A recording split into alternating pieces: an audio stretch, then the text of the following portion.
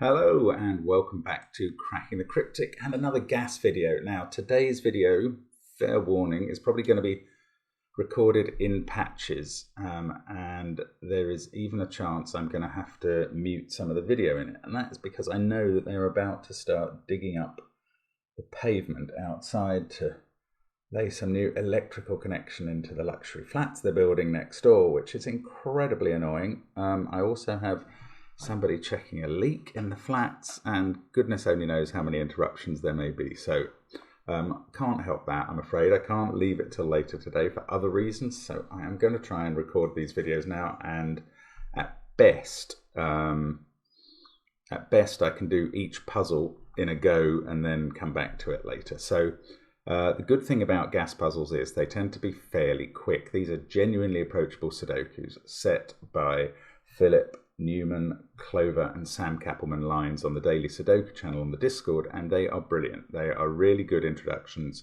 to a lot of the variant rule sets that we see on the channel, and they are very popular. So do check them out there. You can also, of course, check out all our apps which have puzzles of similar or slightly harder standard and are very good in terms of leading you through the styles of the variants as well. So there's also Sven's Sudoku pad on the links under the video, and our merchandise and all of that. So lots going on as always with the channel. Do check out our Patreon content as well, which is over on Cracking the Cryptic on Patreon, and well worth a look. We have loads going on, and we have in a week's time some great new Japanese sums content coming. So that's going to be the challenge for next month for patrons. Anyway, I'm going to go through the rules of these puzzles and then go through them as quick as I can. So the first one, and you may be wondering, why have I really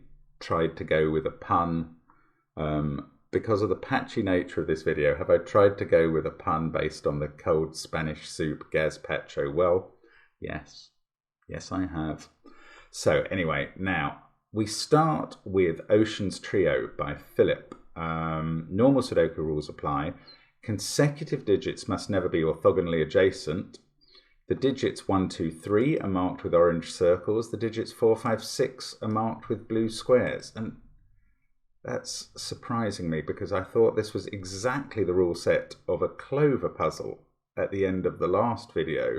And now I'm getting worried that due to some error, I'm doing the same puzzle, but I will have a go at it anyway, and we'll see what happens. If it is the same puzzle, we could compare times. I don't know. Hopefully it won't be. And this one is by Philip. Actually, the link comes up saying by unknown, but I think that's just due to a glitch in putting the name in the software when Philip did it.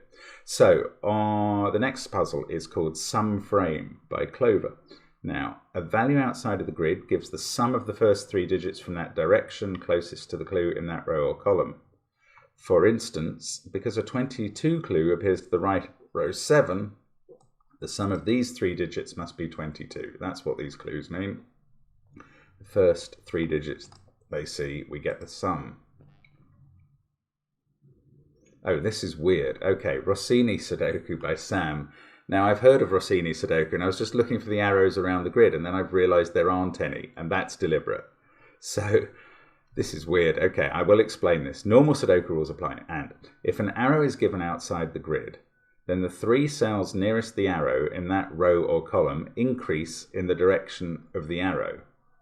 All possible arrows are given, and none are given. This means that where no arrow is shown, the 3 digits neither increase nor decrease. For example, there's no arrow to the left of row 4, so the first 3 digits in row 4 are in neither increasing nor decreasing order. Wow, okay, well, it's interesting that Sam has decided that a genuinely approachable approach can be one with no arrows. Next, Guard Dog. This is clearly on Philip's security theme. I have finally realized that what happens is that there's a big write-up about each puzzle, a sort of intro blurb every morning on Daily Sudoku, and that kind of gives some flavor text around the puzzle, and the titles, especially Philip's, are always related to that. But I don't read them, so I don't understand them, and that's just bad on me. Now, Digits in cells separated by a black dot must have the ratio given. So there must be a ratio of 1 to 4 there. Digits in cells separated by a white dot must have the difference given. So there's a difference of 1 between those two. And then we go on to max arrow by clover. The digit in the round bulb of each arrow tells you what the largest digit is along the line attached to that arrow. So if there's a 6 in an arrow bulb, then there must be a 6 on the arrow line, and all of the other digits on the line must be less than 6. Wow, okay. So rules I haven't quite seen before, or styles I haven't. I'm going to start with this oceans trio. I'm a bit confused by this, but anyway, I'm going to try and reset my times each, or reset the grid each go, so I know my time. There will be a timer on it. I'm going for 2 hats, which is a sort of fast time on all these puzzles, or 1 hat for a slightly slower one, or a dinosaur if you get there at all. Do give them all a go. They'll be brilliant. And I'm going to start now. Let's get cracking. So, there's no givens. Well, maybe that's different from last time. So these are 1. Oh, you can't have consecutives. Right. So that must be 1 and 3. That's a 2. This must be a 1-3 pair. That must be a 1-3 pair if we can't have consecutives. That's all the consecutives that I'm actually seeing in orange. So, is it orange? It looks more yellow to me. 2, 1, 3. That's a 2. That's 1 or 3. That's now a 2. These are 1 or 3. That's a 2. That's a 1 or 3. And that's a 2. And I actually don't know down here. So, okay, let's... 4, 5, 6 of the blue squares. So that must be a 4-6 pair. And that must be a 4-6 pair along the top too. Yes, let's mark all these 4-6 pairs. It took me a long time to realise this when I was doing what I'm calling the other puzzle. 5, 5, 5. That's a 5. That's a 5. That's a 5. We must have got all the 5s. Yes, there they are. Everything else is 4 or 6 in the blue. Now, doesn't disambiguate much. Right, in the whites, i.e. the other cells, 7 and 9 must come together. So that's an 8. Oh, so it's 2, 5 and 8 that we're finding this way. I don't know that this is quite as helpful as I thought. How are we going to disambiguate the other digits? I'm a little confused. There must be a way we can do it. It's a genuinely approachable puzzle, but I don't know what that is yet. So I'm still fairly content with this approach for now. I've kind of run out of steam. No, I haven't. They're all 7 9s, yes, because they have consecutive digits. So there's 7, 9, that's an 8. 7 or 9 there, that's an 8. This must be 8, that's 8. Right, so that gets all 2 5s and 8s done. Now, how do I determine the rest? Is it something to do, okay, there. What I want to see is 2 cells both touching the same, I don't know, I want to see 2 white cells touching 2 blue cells or something, or 2 blue that touch 2 different orange.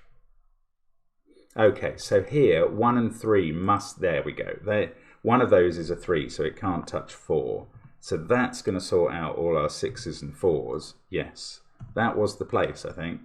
And then for the rest of the puzzle, I would imagine we're going to be able to find somewhere that 6 mustn't touch 7. I would be very surprised if that wasn't the case, but let's carry on and see. 4, 6. Right, that's all the 4s and 6s, I think. Now, where can 6 not touch 7? Here. Yes, there we go. So those are 7s. 9, 7, 9. And I mean, there must have been other places. In fact, I've just passed one of them where 6 was touching. Ooh, one of these is meant to be an 8. It must be there. So my pencil marking there was rubbish. Good thing I didn't use that. 7, 9, 7, 9. Ah, yeah, I've still got these circles to figure out down here, so I'm not quite finished. That's now a 3. That's a 1. So this mustn't be a 3. So there we go. 3, 1, 3, 1, and a 2. And that, oh no, it doesn't do it because I've got all these 1s and 3s that I have not disambiguated yet. 3, 1, 1, 3. Ooh, yes, these must go. 1, 3, 1, 3, 1. Does that finish it? Yes, 4.5 minutes. So I would think that gets me the 2 hats. And we can move on to sum frames. So these are the frame sums. Okay, let's restart the clock and see how we do. So 23 is a 986, 7 is a 124. The others in the box are 356. No, they're not. What have I done wrong there? 11, 14, that adds up to 23. I'm so confused. Oh, 357. I'm so confused because I'm a numpty. Right, these need a 9, so that must be there. That's a 7. That's 1 and 3. We can fill them in now. That's a 285 triple. That does add up to the right thing. 9 here, that could be 1 5 or 2 4. Okay, I don't know there. Right, this is a 9 7 to go with the 8. That's a 1 3 to go with the 6. This is a 4 5 6 triple. That is going to sort out 2 of our pairs.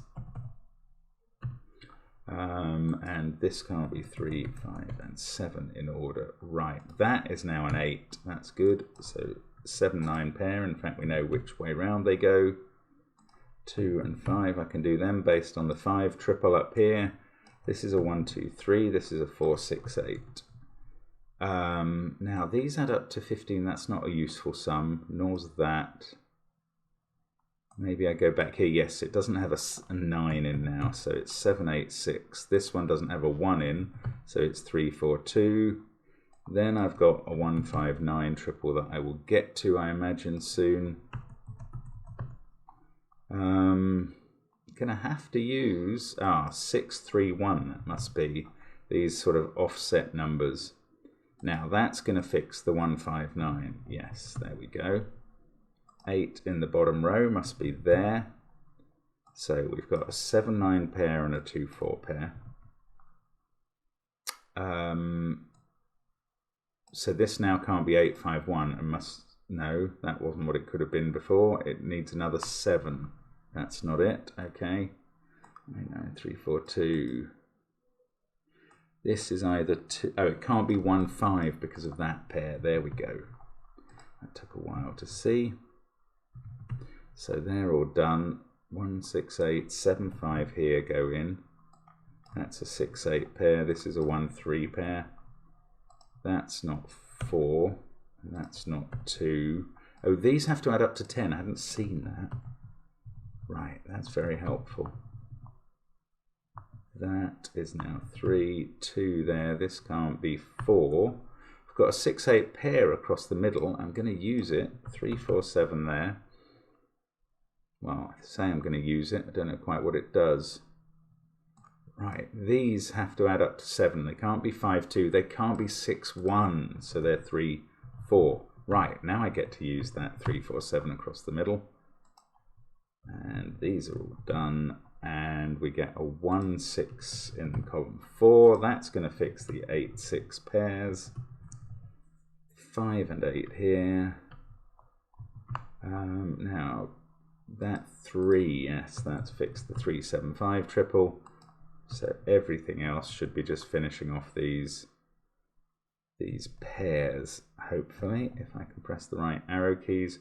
2 and 5 there, 2 and 9 here, and if I've got everything right, that does it in just over 3.5 minutes. So another quick time there. Yeah, lots of these combinations very helpful. 6 and 24, 23 and 7, even a 10 with a 6 in it. Didn't use that early enough, but it was really available. Okay, so I'll try and talk you through this. I do know something about this Rossini.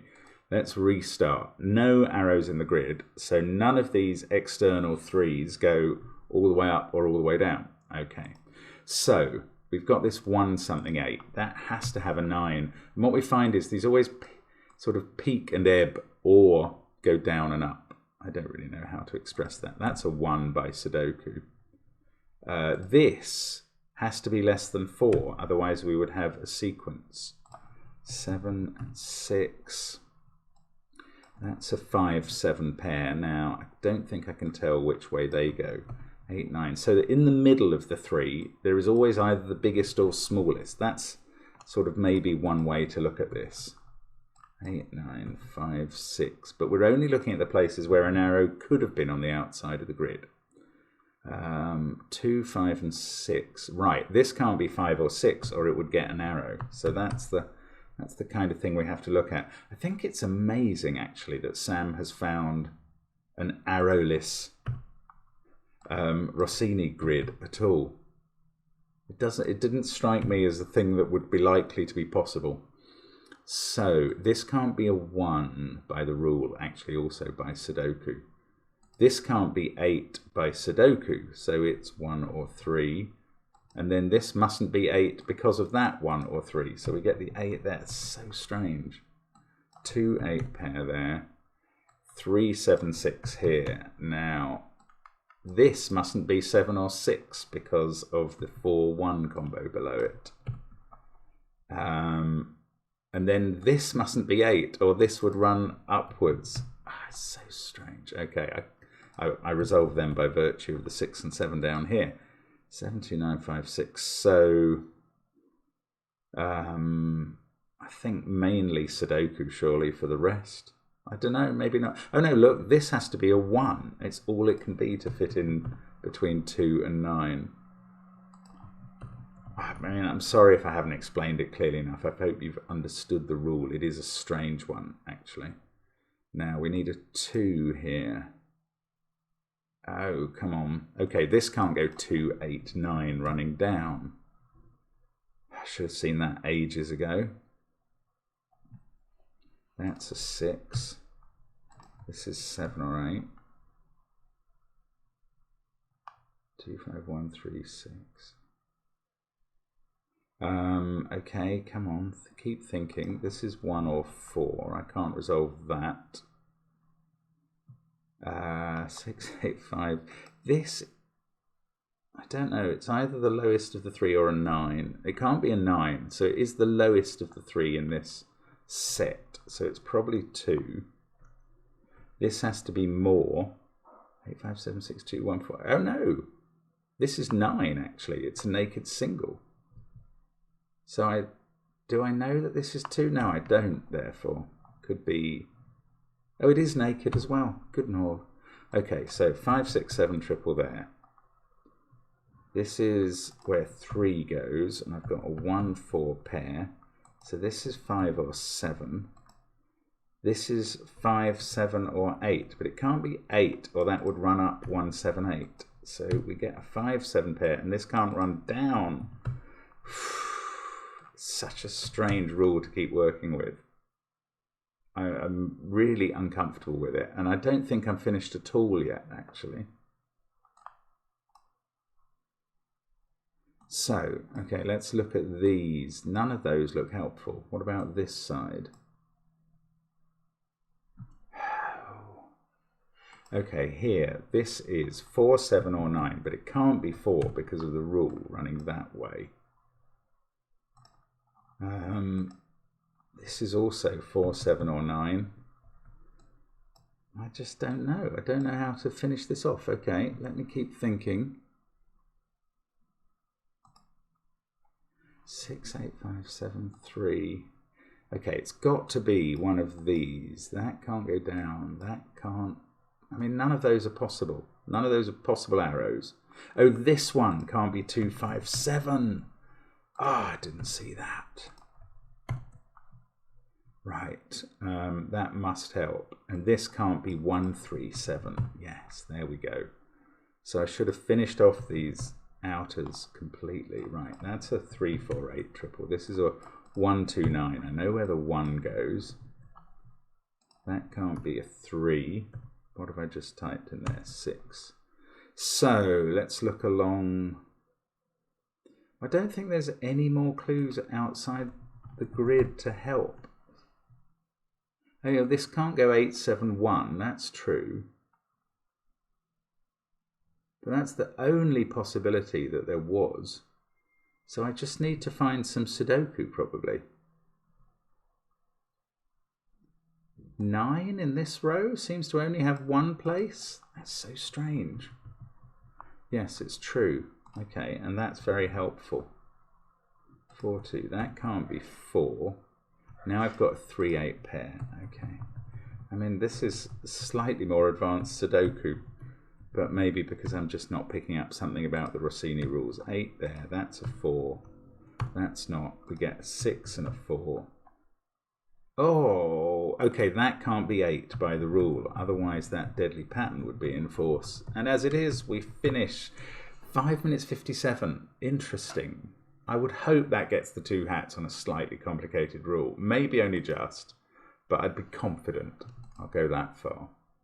Okay, well, they haven't started the drilling yet. That's good. So I can hear some lighter drilling next door. Anyway, guard dog. So ratios in white and, sorry, ratios in black and differences in white. Let's restart.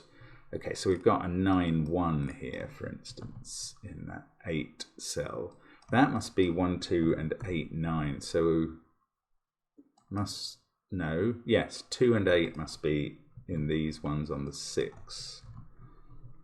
2, 8, 1, 9. Now, these are all the same parity. Is that interesting? No, probably not. Oh, look, we've got 9, 1 out here. I suppose this 1, 2, 3, 4, 5, 6, 7, 8 could run up or down.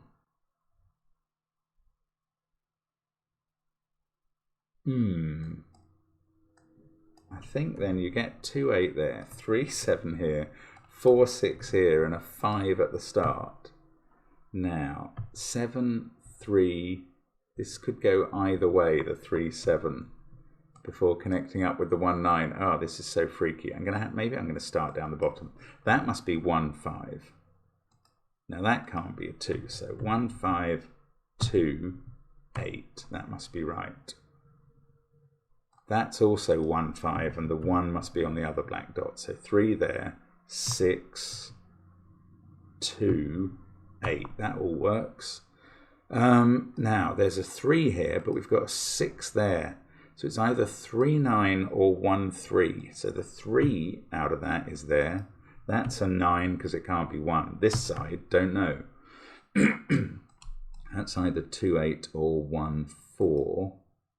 I should be able to work out what this is from this conjunction.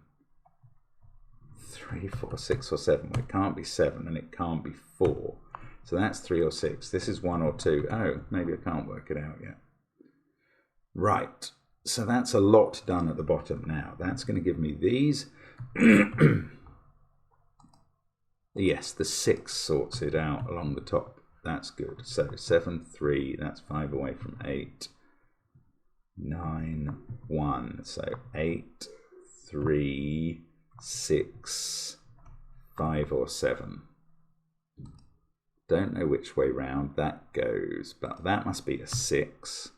Then we can do 4, 8, 2 up the right by sudoku, 7 there, 2, 5 pair, and a 4, 7, 8 triple. Along the bottom we need a 9 and a 7. I don't know how they resolve. 8, 1, 2, 5. So this is a 3, 6 pair. This is 4, 7, 9 triple. So that's a 5 and a 2 we need in the column.